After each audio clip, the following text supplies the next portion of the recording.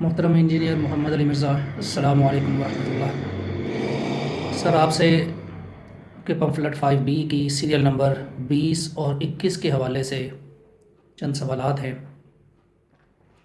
اور آپ کے گوش گزار کچھ باتیں رکھنا چاہ رہا ہوں۔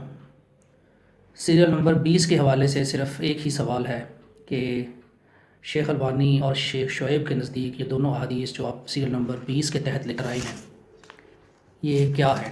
کیا یہ صحیح روایات ہیں ان کے نزدیک، یا ان کی صحت کے بارے میں انہوں نے کیا لکھا ہے؟ آپ نے جو ان کے حوالے سے لکھا ہے وہ شیخ زبیر علی زئی نے مقالات کے جلد میں جز 6 میں وہ اس کے بارے میں ایک حدیث کے بارے میں یہ لکھا ہے کہ یہ صحیح ہے، اور ارشاد الحق اثری صاحب کی تحقیق اس میں شامل کی ہے۔ لیکن میں اب صرف آپ سے یہ جاننا چاہ رہا ہوں کہ شیخ البانی اور شیخ شعیب کی تحقیق ان دونوں حدیث کے حوالے سے کیا ہے؟ کیا ان کی تحقیق نہیں ہے؟ اگر ہے تو کیا ہے؟ سیریل نمبر 21 کے حوالے سے آپ صحیح مسلم کی حدیث 2459 لے کر آئے ہیں۔ آلدو اس حدیث کے طرق اور بھی ہیں، لیکن آپ نے پرٹیکولرلی 2459 لیا ہے، اور اس میں اس کے حوالے سے آپ نے اقرب الی الحق کے الفاظ جو ہیں وہ حدیث میں اس کے ترجمے میں انورٹڈ کاماز کے ساتھ لکھے ہیں۔ یہ اگر ہم یہ ساری احادیث جو اسلام 360 میں کے مطابق ہیں ان کا اگر ہم یہ ترجمہ دیکھیں، اور وہ ساری احادیث جو اس حوالے سے ہیں جو کہ جس کا کانٹیکسٹ 2459 ہے، تو وہ کچھ اس طرح سے یہ چیز بن رہی ہے۔ صحیح مسلم کی حدیث 2457 اس کے مطابق میں صرف وہی لفظ پڑھتا ہوں جو اس گروہ سے متعلقہ ہیں کہ وہ گروہ قتل کرے گا جو حق کے قریب ہوگا، وہ گروہ قتل کرے گا جو حق کے قریب تر ہوگا۔ 2458 کا جو ترجمہ کیا گیا وہ یہ ہے کہ جو جماعت حق سے زیادہ تعلق رکھنے والی ہوگی وہی اسے قتل کرے گی۔ 2459 کا جو ترجمہ آیا وہ یہ ہے کہ وہ گروہ قتل کرے گا جو دونوں گروہوں میں سے زیادہ حق کے لائق ہوگا۔ 2460 میں ترجمہ ہے قتل کی ذمہ داری دونوں جماعتوں میں سے حق سے زیادہ تعلق رکھنے والی جماعت پوری کرے گی، اور 2461 میں ہے کہ دونوں گروہوں میں حق سے قریب تر گروہ قتل کرے گا۔ صرف یہ جو حدیث ہے 2461 اسی میں ہی جو الفاظ آئے ہیں وہ آپ نے تو اقرب الی الحق کے ہیں، لیکن اس حدیث میں جو الفاظ ہیں وہ اقرب من الحق کے الفاظ ہیں۔ اب یہ جو حدیث کا ترجمہ جو شو کر رہا ہے وہ یہ ہے کہ جو گروہ حق کے قریب تر ہوگا۔ آپ نے جو اس کا ترجمہ کیا ہے، جو آپ اس کا نوٹ میں آپ نے اس کو لکھا ہے کہ اقرب الی الحق سے مراد حق والا گروہ ہے، تو سر یہ جو حق والا گروہ ہے اس کی جو آپ نے دلیل دی ہے اس پہ بھی بات کرتے ہیں، لیکن جو احادیث 2457 سے لے کر 2461 جو ہیں ان میں تو اقرب الی الحق کے الفاظ نہیں ہیں۔ 2461 میں ضرور ہیں لیکن وہ بھی اقرب من الحق ہیں، تو سر یہ اقرب الی الحق کے الفاظ آپ کہاں سے لے کر آئے ہیں جبکہ حدیث میں یہ نہیں ہے؟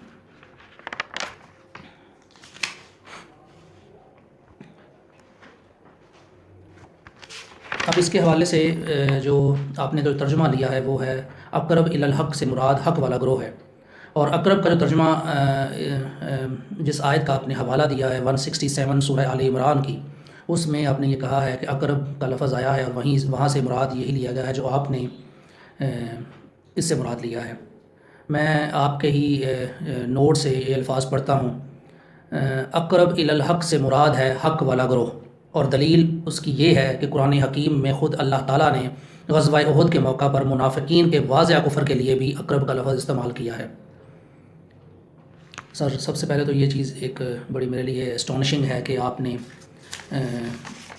جو منافقین کے حوالے سے حدیث ہے، منافقین کے حوالے سے قرآن پاک کی جو آیت ہے سورہ آل عمران 167 اس کو دوسرے گروہ پر فٹ کیا ہے۔ اس کی سر کوئی دلیل آپ نے جو دلیل دی ہے اس پہ بات کرتے ہیں، لیکن آپ نے دوسرے گروہ کو جو قرآن پاک کی آیت کے حوالے سے جو الفاظ استعمال کیے ہیں ان الفاظ کی آپ کے پاس کیا دلیل ہے کہ کیا وہ واقعی ایسے تھے جو آپ نے اس کو دینے کی کوشش کی ہے، ایک مطلب دینے کی کوشش کی ہے؟ اب آپ نے جو الفاظ میں نے آپ کے پڑھے ہیں وہ دوبارہ پڑھ دیتا ہوں۔ اقرب الی الحق سے مراد ہے حق والا گروہ، اور دلیل اس کی یہ ہے کہ قرآن حکیم میں خود اللہ تعالیٰ نے غزوہ احد کے موقع پر منافقین کے واضح کفر کے لیے بھی اقرب کا لفظ استعمال فرمایا ہے۔